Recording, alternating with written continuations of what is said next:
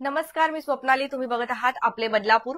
सकाळच्या सुमारास आपण एक लाईव्ह प्रदर्शित केला होता, ज्यामध्ये आपण बघितलं एका महिलेने स्फूर्ती हॉस्पिटलच्या डॉक्टरांवरती आरोप केला होता. या हॉस्पिटलवरती आरोप केलेला होता की त्या महिलेची जी मुलगी आहे ती डिलिव्हरीसाठी आलेली होती आणि त्या मुलीला बाळ झालं, परंतु ते जे नवजात बाळ आहे ते मयत झालं असं खोटे जे आहे डॉक्टरांनी सांगितलं आणि त्या नवजात बाळाचा चेहरा देखील त्यांना दाखवला नाही.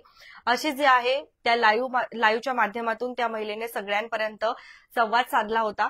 मात्र खरी परिस्थिती काय आहे हे स्पष्टीकरण जाणून घेण्यासाठी आपण डॉक्टरांना देखील आव्हान केलं होतं स्फूर्ती हॉस्पिटल बदलापूर पूर्व इथल्या, की आम्ही एकच बाजू मांडणार नाही, तर तुमचं देखील या संदर्भात काही स्पष्टीकरण असेल तर तुम्ही आम्हाला ते देखील नक्कीच सांगत चला, कारण जेणेकरून कुठल्याही हॉस्पिटलला बदनाम करण्याची आपली काही जे आपण असा उद्देश ठेवत नाही की कुठलंही हॉस्पिटल हे बदनाम झालं पाहिजे. डॉक्टर हे खरोखर ईश्वराचं रूप असतं आणि जर अशा काही घटना घडत असतील तर त्या देखील जनतेसमोर येणं तेवढंच गरजेचं आहे. आणि आज सकाळी झालेल्या लाईव्हच्या नंतर डॉक्टर असोसिएशन IMAचे अध्यक्ष आपल्यासोबत असणार आहेत. त्याचबरोबर स्फूर्ती हॉस्पिटलचे लांबतुरे डॉक्टर देखील आपल्यासोबत असणार आहेत, ज्यांच्या हॉस्पिटलमध्ये हा सर्व काही प्रकार झाला होता. नेमकं काय प्रकार झाला आणि नेमकं काय त्या महिला सकाळी त्यांनी जे आरोप केले होते ते आरोप खरे होते, खोटे होते की काय होते, याचं सगळं जे स्पष्टीकरण आहे आपण आता स्वतः डॉक्टरांच्या माध्यमातून जाणून घेणार आहोत. नमस्कार सर. नमस्कार. मी डॉक्टर सुदर्शन लांबतुरे. सकाळी जे अलिगेशन्स केले होते आपल्या बदलापूर लाईव्ह वरती, ते अलिगेशन्स किती खोटे आहेत आणि किती चुकीचे आहेत या संदर्भात मी बोलणार आहे. पेशंटचा येण्यापासून पुढे पुढे काय घडामोडी झाल्या हे जरा मी डिटेलमध्ये आधी सांगतो आणि त्यांनी एक एक जे अलिगेशन सांगितले, प्रत्येक अलिगेशन कसं चुकीचं आहे आणि खोटं आहे हे त्याचं स्पष्टीकरण कागदोपत्री दाखवून मी सगळं क्लिअर करणार आहे. तर या पेशंट आहेत 21 वर्षाच्या युवती प्रिया भुसरी. 28 ऑगस्ट रोजी सकाळी 10:30 वाजता स्फूर्ती हॉस्पिटलमध्ये आल्या होत्या. 33-34 वर्षाची त्यांची 33 ते 34 आठवड्याची प्रेग्नन्सी त्यांची होती आणि ती प्रेग्नन्सी घेऊन आले होते. आले तेव्हा BP प्रचंड जास्त होता, 170-180 होता. हातपाय अंग सगळं सुजलं होतं आणि त्यांना प्रचंड ब्लिडिंग होत होती. आणि जेव्हा आल्यानंतर फिटल डॉपलर म्हणजे बाळाचे हृदयाचे ठोके जेव्हा आम्ही बघायचा प्रयत्न केला तर बाळाचे ठोके लागत नव्हते. आणि जेव्हा बाळाचे ठोके लागत नाहीत हे कन्फर्म करण्यासाठी त्यांना आम्ही सोनोग्राफीसाठी पाठवले. पेशंट सोनोग्राफीसाठी गेला. सोनोग्राफी पेशंटने स्वतः केली. सोनोग्राफीचा रिपोर्ट पेशंट स्वतः घेऊन आला आणि आमच्या हातात दिला. तर पहिलं जे अलिगेशन आहे त्यांचं की आम्हाला सोनोग्राफीचा रिपोर्ट दाखवला नाही. पहिली गोष्ट, पेशंट स्वतः सोनोग्राफीचा रिपोर्ट घेऊन येतात. पेशंट सोनोग्राफीसाठी बाहेर गेला होता, सोनोग्राफी करून स्वतः रिपोर्ट घेऊन आमच्या हातात दिला. त्यामुळे रिपोर्ट दाखवला नाही तो विषय लांबच राहतो. दुसरं त्यांचं अलिगेशन होतं की आमचं बाळ जिवंत होतं. डिलिव्हरी झाल्यानंतर आईला बाळाच्या रडण्याचा आवाज आला. तर हा सोनोग्राफीचा ऑपरेशनच्या आधीचा रिपोर्ट आहे. शेवटची लाईनवर फोकस करा. त्याच्यामध्ये एक मिनिट दाखवतो. हे बघा, single intrauterine fetus, 33 weeks 4 days with absent cardiac activity. Absent cardiac activity आणि खाली आहे findings suggestive of intrauterine fetal demise, म्हणजे बाळ ऑपरेशनच्या आधी ऑलरेडी मेलेले होते. त्यामुळे त्यांनी जे अलिगेशन केलेलं आहे की बाळाचा आवाज आला आणि हा रिपोर्ट डिलिव्हरीच्या आधीचा आहे का? हा डिलिव्हरीच्या आधीचा आहे ना? येस, डिलिव्हरी नाही, त्यांचं C सेक्शन केलं होतं त्याच्या आधीचा रिपोर्ट आहे.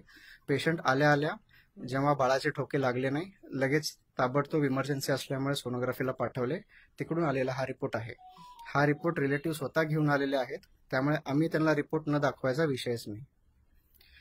हे सगळं झाल्यानंतर पेशंट हा रिपोर्ट पाहून पेशंटला म्हणजे आईला धोका असल्यामुळे BP जास्त होते, ब्लिडिंग जास्त होती, हिमोग्लोबिन फक्त 8 होते आणि धो ब्लिडिंग वाहत होती. या रिपोर्टमध्ये दुसरं एक आहे रेट्रोप्लासेंटल हिमॅटोमा, म्हणजे त्याचे प्लासेंटा जे असतं, मराठीत काय वारच्या मागे ब्लिडिंग झालेली होती.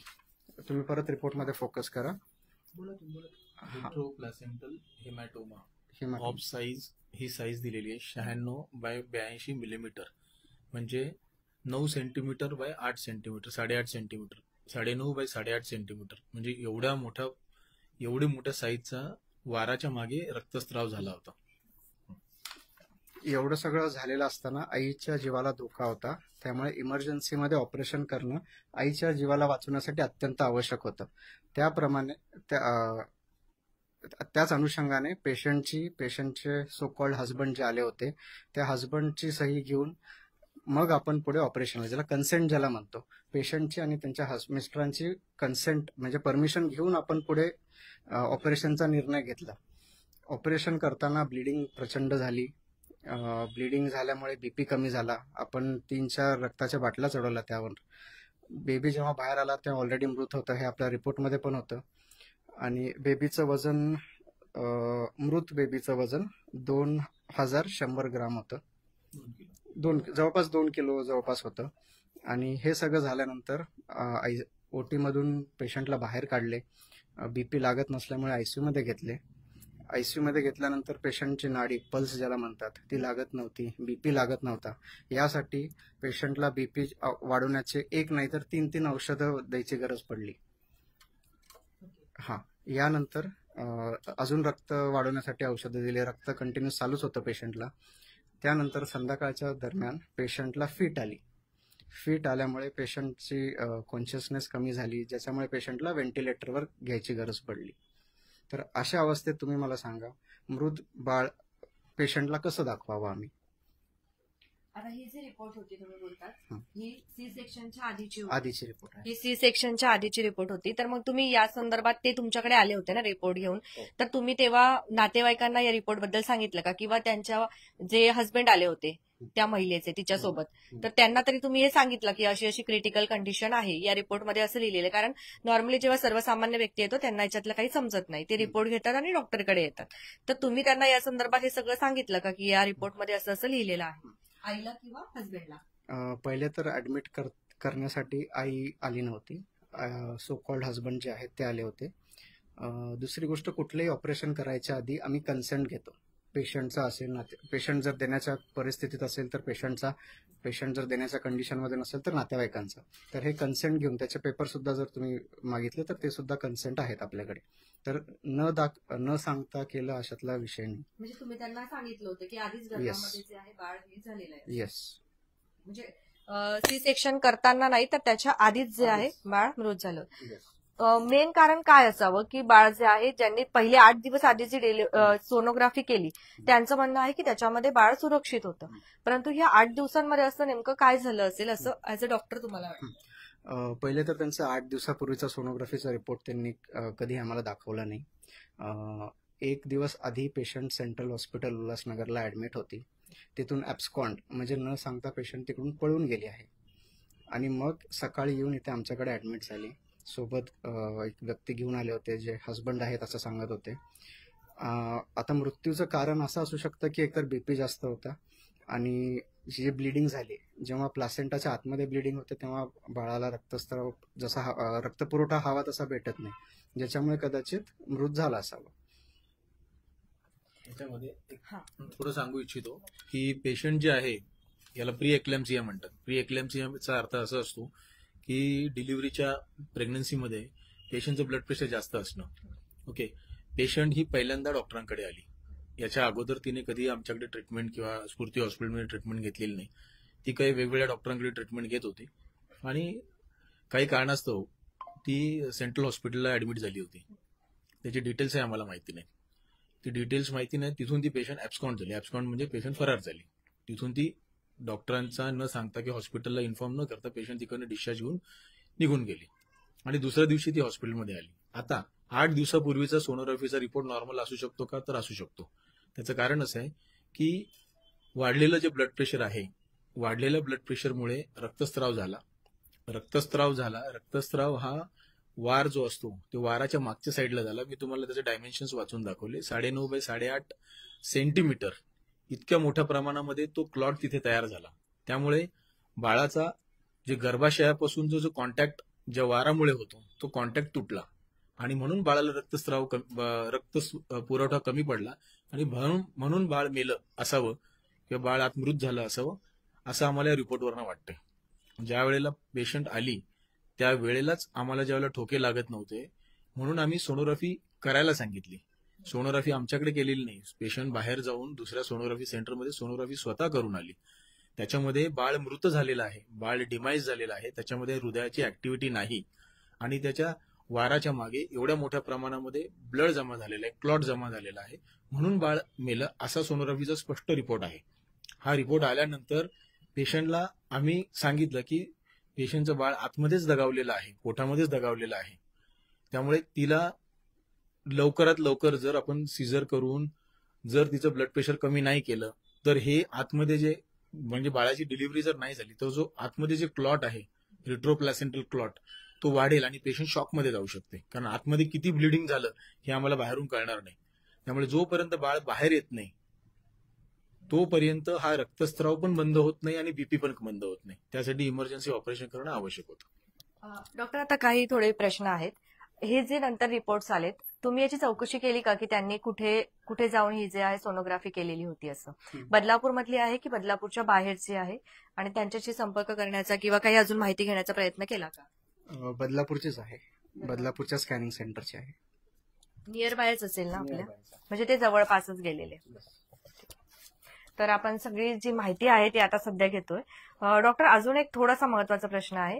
ज्या वेळेला डिलेव्हरीचे पेशंट असू द्या नाहीतर कुठलेही, मोस्टली डिलेव्हरीचे जे पेशंट असतात, एकदम इमर्जन्सी केस होती, जसं आपण तुम्ही आता एकंदरीत जे सांगितलं त्यानुसार एकदम इमर्जन्सी पेशंट होते, मग अशा मध्ये सुद्धा आपण ह्या पेशंटची ट्रीटमेंट करायला सुरुवात का केली किंवा आपण करू शकतो का? आता बघा, दुसरीकडे यापूर्वी कुठे ट्रीटमेंट चालू होती त्यांची? तुम्ही याचा कधी फॉलोअप घेतला का याच्या आधी? हा, पेशंटकडे काही पेपर्स नव्हते. पेशंट काही पेपर्स, कारण ते नंतर जेव्हा आम्हाला चौकशी केली तेव्हा समजलं किंवा पेशंटनी सांगितलं सेंट्रल हॉस्पिटलमधून ॲब्स्कॉन्ड झाले होते. जेव्हा पेशंट ॲब्स्कॉन्ड होतो तेव्हा पेशंटकडे काही पेपर न घेता पेशंट पळून जातो. त्यामुळे त्याच्याकडे डिस्चार्ज कार्डही नसतं, काही रिपोर्ट नसतात. त्यामुळे पेशंट जेव्हा आले तेव्हा पेशंटकडे काही फाईल, काही रिपोर्ट, काही अशा पेशंटची ट्रीटमेंट आपण करू शकतो का? पेशंट जर म्हणजे असं जर तुम्हाला भीती नाही वाटली का की इमर्जन्सी आहे परंतु हा पेशंट कुठून आलाय, काय आलाय, आता समजा पळून आलाय तर नेमकं काहीतरी कारण असू शकतं. इमर्जन्सी मोस्टली जास्त जेव्हा डॉक्टर्स घेत नाही केसेस. पहिली गोष्ट, इमर्जन्सी आल्यानंतर घ्यायचंच आमचं काम आहे. ह्याच्यामध्ये जर आम्ही विचार करत बसलो पेशंट कुठून आलाय, कसा आलाय, त्याच्या आधीचे काही रिपोर्ट आहेत की नाही, यामध्ये पेशंटच्या जीवाला धोका असू शकतो. आमचं काम आहे पेशंटचा जीव वाचवणं. बाकीचे जे काही गोष्टी आहेत ते नंतर. मोस्टली कसं असं होतं की आधी जर डिलिव्हरीचं पेशंट असेल तर आपण आधी त्याचे सगळी ट्रीटमेंट बघतो. इव्हन गावाकडून जरी पेशंट शहरामध्ये शिफ्ट होत असेल किंवा एक हॉस्पिटल जरी वेळेवरती चेंज करत असेल तरी सुद्धा मागचे सगळे रिपोर्ट बघितले जातात की आधी तुमची ट्रीटमेंट कुठे चालू होती आणि एकदमच तुम्हाला त्या डॉक्टरांनी का तिथून ट्रीटमेंट नाही दिली, तुम्ही का तिथली ट्रीटमेंट सोडली, या सगळ्या गोष्टी ज्या आहेत त्या बघितल्या जातात. आणि अशा टायमाला हॉस्पिटल देखील ती केस घेण्यासाठी माघार घेतात की नाही, आम्ही देखील ही केस घेणार नाही. मग एवढं सगळं जर या पेशंटचं एवढं क्रिटिकल होतं तरी सुद्धा तुम्ही ती केस घेतायत, म्हणजे त्या संदर्भात बरं, मी तुम्हाला असं म्हणायचंय की आम्ही इमर्जन्सी पेशंट घ्यायचे नाही असं म्हणायचंय नाही, घेतले तुम्ही, तेच बोलते. आणि म्हणूनच हे सगळं काही घडलं का असं तुम्हाला वाटतं? म्हणजे तुम्ही चौकशी नाही केली आणि त्याच्याचमुळे आता सगळं तुमच्यावर पलटतंय असं काही नाही, असेल? नाही, तुम्हाला मी स्पष्टीकरण, त्याचं स्पष्टीकरण देतो. हे बघा, कसं असतं की ज्या वेळेला पेशंट येतो, हा पेशंट, आपण पर्टिक्युलर ह्या पेशंट बद्दलच बोलूया. पेशंट आला, पेशंटच्या पोटात दुखतंय, पेशंटचा चेहरा सुजलेला आहे, पेशंटचं ब्लड प्रेशर डॉक्टरने सांगितलं 170-180 झालेला आहे, बरोबर आहे. आणि पेशंटचा हा सातवा महिना जवळपास संपत आलेला आहे. ज्यावेळेला पेशंटची ऍक्टिव्हिटी, हृदयाचे, बाळाचे ठोके लागत नाहीत, त्यावेळेला फर्स्ट अँड फॉरमोस्ट आमचं काम असं की त्या पेशंटचं ब्लड प्रेशर जर नाही कमी झालं तर ती पेशंट, तिला कन्व्हल्जन्स येऊ शकतात, म्हणजे आकडी येऊ शकते. आणि आकडी जर पेशंटला आली डिलिव्हरीच्या आधी किंवा डिलिव्हरी नंतर तर ती पेशंट कुठल्याही क्षणाला तिच्या जीवाला धोका होऊ शकतो. ही फार गंभीर आणि सिरियस, याला प्री एक्लॅम्सिया असं आमच्या मेडिकल टर्मिनॉलॉजीमध्ये म्हणतात.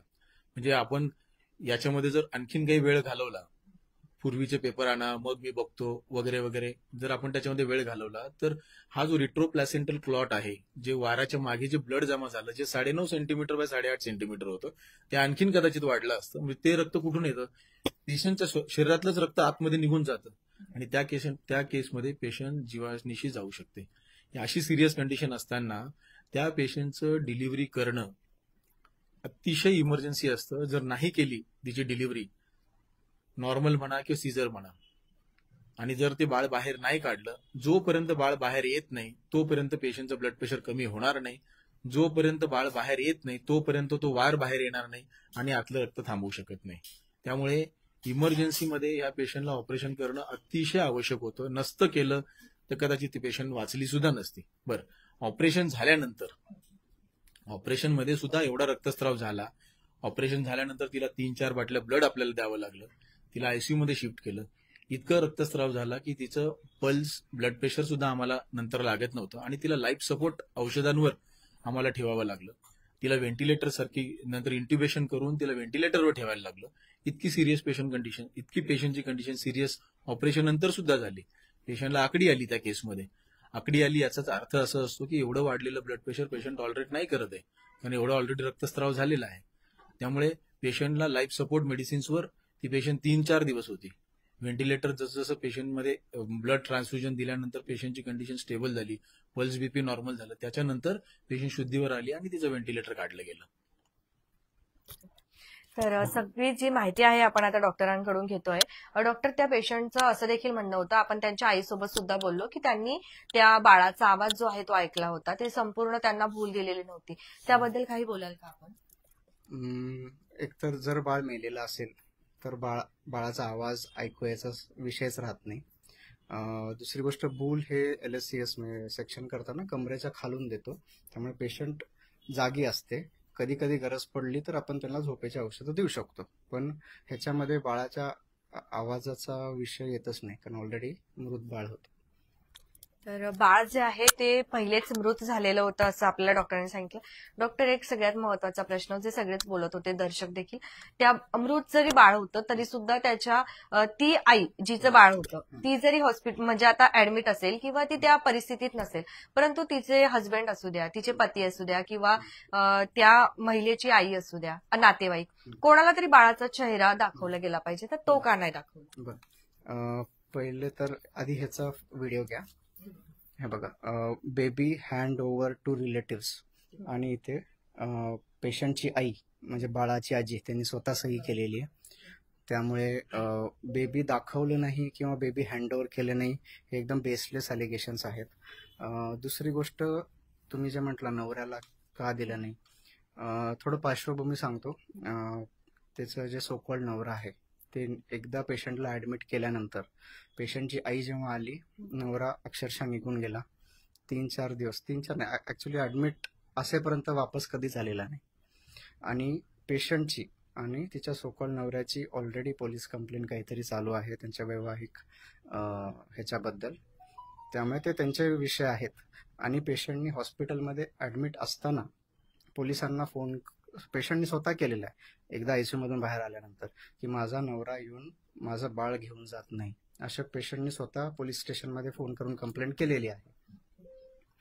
म्हणजे काहीतरी त्यांचे वाद आहेत, त्यांचे केस चालू आहे, त्याचे पेपर्सही माझ्याकडे आहेत. आता हे जे हँडओव्हर केलं तुम्ही त्यांना, तर हे कधी केलेलं? म्हणजे जेव्हा बाहेरून बाळ येतं, डिलिव्हरी सेक्शन मधून ज्या वेळेला बाहेर आला तेव्हाच लगेच दाखवलं की नंतर हँडओव्हर केलं? आपण लगेच हँडओव्हर करू शकत नाही, कारण ही मेडिको लिगल केस होती. कारण पेशंटचे आणि त्यांच्या सोकॉल्ड मिस्टरांचे ऑलरेडी केस चालू होती, त्यांचे विषय काहीतरी होते घरी, आणि ज्यामुळे आम्हाला मेडिको लिगल केसने पोलीस कंप्लेंट करावी लागली. पोलीस आले, जबाब घेतला.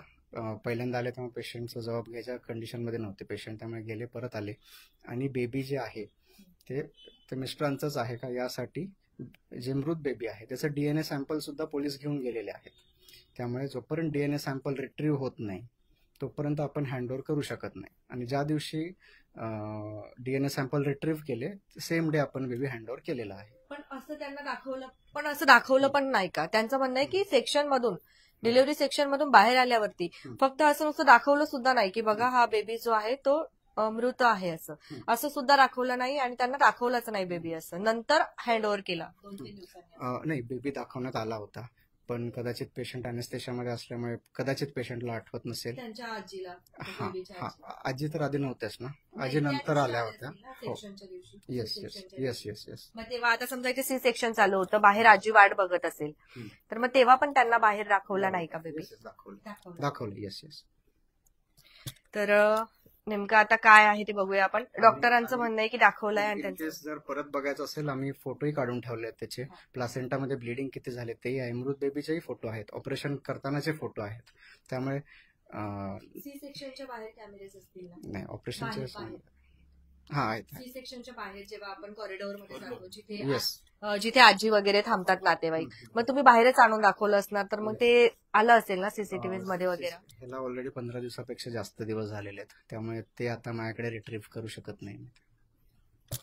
तर एकंदरीत डॉक्टरांनी दिलेल्या माहितीनुसार डॉक्टरांचं म्हणणं आहे की आम्ही मृत बाळाची जी आजी आहे तिला बाळ जो आहे ते दाखवलं होता, बाळाचा चेहरा. मात्र आजीचं असं म्हणणं आहे की त्यांना बाळाचा जो चेहरा आहे तो दाखवलेच गेला नाही. त्यांचं असं म्हणणं आहे की त्यांना फक्त लपेटून जे आहे बाळ नंतर देण्यात आलं आणि असं सांगण्यात आलं की तुम्ही उघडून बघू नका असं, कारण ते वास वगैरे येत होता, असं स्मेल येत होता, असं काही डॉक्टरांकडनं सांगण्यात आलं. तर अशा ह्या दोन्ही बाजू आहेत. आता नेमकं काय आहे याची खोलवर जे आता चौकशी झाली पाहिजे. ज्या सिस्टरांनी बेबी हँडओव्हर केला त्या सिस्टरही इथे आहेत. तर ज्या सिस्टर होत्या मध्ये, तर त्यांच्याशी बोलूया आपण. मॅडम इथे या नाही का? काय माहिती द्याल त्या दिवशी मध्ये काय झालं? बाळ खरंच मृत होतं की जिवंत होतं? कारण बाळाची आई बोलते की त्यांनी बाळाचा आवाज ऐकला असं. नाही, असं काही नाही. मृत्यू बाळ होता आधीच. तुम्ही होता की होते. त्यावेळेला? ते केसला मिस होते. कसं सीझर झालेलं लेझर तर होत नाही. सीझर जशी नॉर्मल होते तशीच झालेली आहे. सगळे डॉक्टर आपलेच होते हॉस्पिटलचे की कोणी बाहेरून आले? जसे अॅनेस्थेशिया वगैरे बाहेरून येतात, सर्जन बाहेरून येतात, तसे 2 डॉक्टर बाहेरून आलेले होते. आणि बाळाची जी आई होती ती शुद्धीवर होती की? नाही, ती कॉन्शियसच नव्हती ऍक्च्युली. त्या कंडिशन मध्ये नव्हती ती. म्हणून जे बाळ जे आहे ते त्या दिवशी पहिलेच मृत होतं जेव्हा ते सी सेक्शन. ते मृत्यूच होतं की आम्ही ते. धन्यवाद. ठीक आहे डॉक्टर, अजून काय माहिती द्याल या संदर्भात? काही जनतेपर्यंत पोहोचवायचं आहे? माझं एकच म्हणणं आहे, अशी कुठलीही बातमी लाईव्ह करण्याआधी डॉक्टरांची बाजू काय आहे हे जर एकदा तुमच्या साईडनी चौकशी करण्यात आली तर ऑलरेडी कसं बदलापूरमध्ये हॉस्पिटल आणि पेशंटचं हॉस्पिटलबद्दल गैरसमज भरपूर झालेले आहेत. आणि जेव्हा फक्त अशाच बातम्या जेव्हा हायलाईट होतात तेव्हा तो हॉस्पिटलबद्दलचा विश्वास दिवसेंदिवस कमी होत चाललाय. आणि असं आता जसं तुम्ही मला विचारलं, इमर्जन्सीमध्ये आलेल्या पेशंटची तुम्ही काही चौकशी केली नाही का? आम्ही जर अशा चौकशा करत बसलो तर बदलापूरमध्ये एकही इमर्जन्सी आपण मॅनेज करू शकत नाही. आणि मग हेच पेशंट आपल्याला पुढे पाठवावे लागतील. आणि समजा पाठवताना पेशंटच्या जीवाला काही बरे वाईट झाले तर यामध्ये नुकसान फक्त आणि फक्त पेशंटचंच होणार आहे. त्यामुळे आता या संदर्भात आपण देखील काही पुढे पावलं उचलणार आहात का? जसं की त्या ज्या महिला आहेत त्यांची जी आजी आहेत त्यांनी देखील अनेक आरोप केलेत आपल्यावरती. अजून त्यांनी खूप खूप आरोप केलेत. आपण लाईव्ह बघितलं असेल सकाळी की त्यांना जे वारंवार तिथे खूप काही काही बोललं पण जात होतं. सी सेक्शन चालू असताना पण जे बाळ नंतर दाखवू, परत डॉक्टरांनी पण त्यांना विचित्र भाषेमध्ये बोलले असं देखील त्यांचं म्हणणं आहे. त्या संदर्भात आपण आता काही पुढे पावलं उचलणार आहात का? आरोप जे आहे तुमच्यावरती एकंदरीत करण्यात आले याच्या संदर्भात आपण काय करणार आहात? पहिली गोष्ट तर हे आरोप का केले हे समजणं आमच्या समजाच्या बाहेर आहे. कारण पेशंट अक्षरशः मृत्यूपर्यंत जाऊन आम्ही त्यांना वापस आणलंय. बीपी लागत नव्हता, पल्स लागत नव्हता. हे करून जेव्हा पेशंट डिस्चार्ज झाला, ज्या महिलांनी लाईव्ह केलंय, येऊन अक्षरशः हात जोडून तुम्ही माझ्या मुलीचा जीव वाचवला, एवढं सगळं करून घरी गेल्या. आणि नंतर हे सगळं करायचं उद्देश काय ह्याचं आम्हाला कल्पना नाही. कदाचित त्यांचं जे व्यवहारिक म्हणजे नवऱ्यासोबत काय इश्यू आहे, ते काय केस आहे त्यांची, कदाचित त्याच्या आउटकम मध्ये हॉस्पिटलचं नाव घेतलं गेलं आहे. आमचं म्हणणं असं, सरांशी बोलू. नमस्कार. हे बघा, आमचं म्हणणं असं की पेशंटचं ॲलिगेशन होतं की बाळ रडलं, बाळ जिवंत होतं, बाळ अगोदरच गेलेलं होतं, हे सोनोग्राफीचा रिपोर्ट सांगतो. बाळ का गेलं होतं तेही तुम्हाला मी कारण समजावून सांगितलं. त्यामुळे बाळाचा आईला रडण्याचा आवाज आला वगैरे वगैरे ह्या गोष्टींना काही अर्थ नाही. दुसरी गोष्ट, ज्या वेळेला बाळ गेल्यानंतर आईची कंडिशन एवढी सिरियस होती, तिला एवढं ब्लड द्यावं लागलं, आयसीयू मध्ये शिफ्ट करावं लागलं, पल्स बीपी तिचा लागत नव्हतं. आणि अशा कंडिशनमध्ये व्हेंटिलेटरवरती महिला असताना ती व्हेंटिलेटर असणारा पेशंट शुद्धीमध्ये नसतो. त्यामुळे त्यांचं जे काही बाकीचं म्हणणं जे होतं ते मला नाही वाटत त्याच्यामध्ये काही फारसं तथ्य आहे. दुसरी गोष्ट, बाळ लगेच काय हँडओव्हर केलं नाही. त्याचं कारण असं होतं की यांचे काही नवरा बायकोंचे काही वाद चालू आहेत, जे पोलिसांकडे पण आहेत आणि कुठे काही लिगल मॅटर्स चालू आहेत.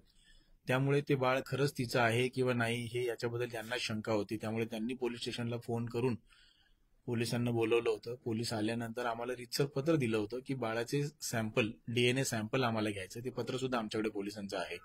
आणि डीएनए सॅम्पल बाळाचे रिट्रीव्ह करायचं असेल तर दाखव. तर बाळाचं सॅम्पल रिट्रीव्ह करायचं आहे.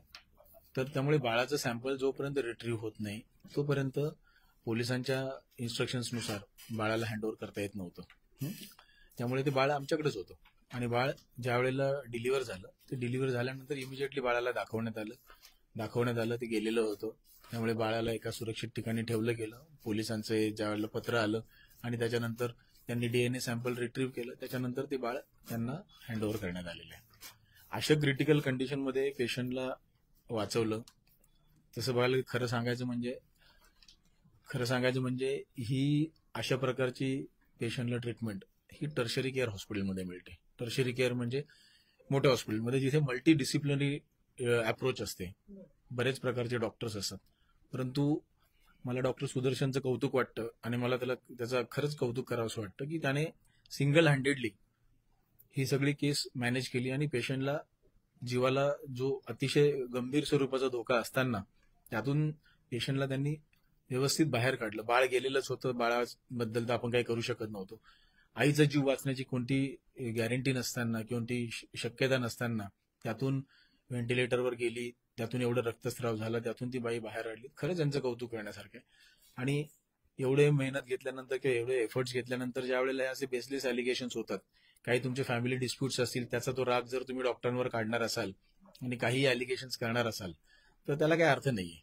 आणि असेच जर अलिगेशन्स इथून पुढे जर पेशंट्स काही करत राहिले तर मग अशा सिरियस पेशंटला डॉक्टरांनी ट्रीटमेंट करावी का? मग आम्ही जर असा विचार करत राहिलो की प्रत्येक पेशंटची हिस्ट्रीज घ्या की उद्या नातेवाईक काही आमच्यावर अलिगेशन्स करतील, त्यामुळे आमचा कॉन्फिडन्स जो आहे हा दिवसेंदिवस कमी होईल. ही गोष्ट तुम्ही समजून घ्या. आणि जर आमचा कॉन्फिडन्स कमी झाला, जर आमचं धैर्य कमी झालं, आमचं मनोबल जर कमी झालं तर अशा सिरियस पेशंटला ट्रीटमेंट करणार कोण? आज सुदर्शनने केली, उद्या त्याला जर हे एवढे सगळे जर मनस्ताप भोगायला लागत असेल, पुढच्या वेळेला तो ट्रीटमेंट करताना 10 वेळा विचार करेल किंवा त्याचे हात थरथरतील. तो नाही करू शकणार, तितक्या कॉन्फिडेंटली नाही करू शकणार जे आज त्याने केलं होतं. आणि हे प्रत्येक डॉक्टरांच्या बाबतीमध्ये होतं. याच्यातून आउटकम जे आहे हे फक्त आणि फक्त पेशंटचं नुकसान एवढंच होईल. आणि त्या केसमध्ये जर आम्ही मेंटली फिजिकली जर फिट नसू पेशंटला ट्रीटमेंट करायला, तर मग आम्हाला पेशंटला दुसरीकडे पाठवण्याशिवाय पर्याय नाही. आम्हाला येतं, आम्ही करू शकतो, पण हे सगळे वाद नकोत, हे सगळे गुंतागुंत नको, हे बेसलेस अलिगेशन्स नको, हे पोलीस केस नको, तुमचे मीडिया चॅनल नको. हे प्रत्येक माणूस एवढा मेंटली स्ट्रॉंग नाहीये, प्रत्येक डॉक्टर एवढा मेंटली स्ट्रॉंग नाहीये की हे सगळ्या गोष्टी तो बेअर करू शकेल. जा बाबा, माझ्याकडे मायाच्याने होत नाही, तुम्ही जा पुढे. त्या केसमध्ये जर आम्ही प्रत्येक पेशंट, सिरियस पेशंट पुढे पाठवला, कितीतरी पेशंट जगावतील, त्याचं नुकसान हे जनतेलाच भोगायला लागणार आहे. डॉक्टर, आता त्या ज्या महिला आहेत त्यांनी पोलीस स्टेशनमध्ये देखील धाव घेतलेली आहे, अशी माहिती त्यांनी सकाळी देखील देत होत्या. त्या संदर्भात आपली भूमिका काय असणार आहे आता पुढची? नाही बघा, त्यांनी जे काय अलिगेशन्स केले आम्ही तुम्हाला कागदोपत्री दाखवले, बरोबर. आता हे सुद्धा लेटर आम्ही पोलीस स्टेशनला दिलं होतं डीएनए रिट्रिव्हलसाठी. हे सुद्धा पोलीस स्टेशनला आमच्याकडनं लेटर गेलेलं आहे. अलग लक्षात, त्यांचे जे काही वाद आपापसातले असतील ते वाद कदाचित मिटले नसतील किंवा काय ते वाद वाढले असतील आणि त्याचा राग तिकडे काही सॅटिस्फॅक्शन मिळत नाही म्हणून त्याचा राग काढून डॉक्टरांवर केलं ते काही योग्य नाही. त्यामुळे पोलीस स्टेशनला हे जे काही पेपर्स आहेत ते पेपर्स आम्ही देऊ आणि त्याच्यानंतर पोलीस जी चौकशी करतील त्या चौकशीला आम्ही ज्या वेळेला पण पोलीस बोलवते त्यावेळेला जायला आमची. याआधी कधी असा अनुभव आला होता का, याआधी कधी असा प्रसंग घडला होता का की हे पहिल्यांदाच असं घडलंय? कशाबद्दल म्हणतात? आता सध्या जे आरोप झालेले आहेत या संदर्भात कधी आयुष्यामध्ये असा अनुभव आला होता का? याच्यातून काही शिकायला मिळेल का? तुझा अनुभव एवढा मेजर अनुभव तर कधी नव्हता.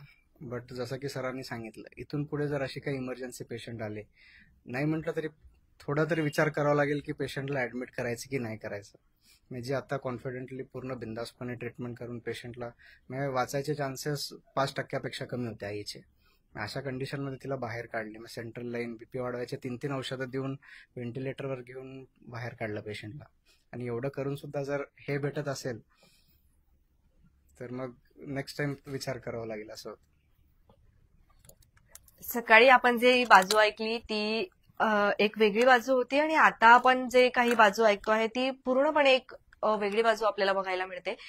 दोन्ही बाजू जे आहेत जर आपण बघायला गेलो तर नेमका हा विचार करणं अतिशय कठीण आहे की कोण खरं कोण खोटं आणि कोण काय. परंतु आता ही सगळी जी आहे चौकशी तर चालूच आहे. बदलापूर पूर्व पोलीस स्टेशन जे आहेत, वरिष्ठ पोलीस याच्याबद्दल जे आहे चौकशी नक्कीच करणार आहे.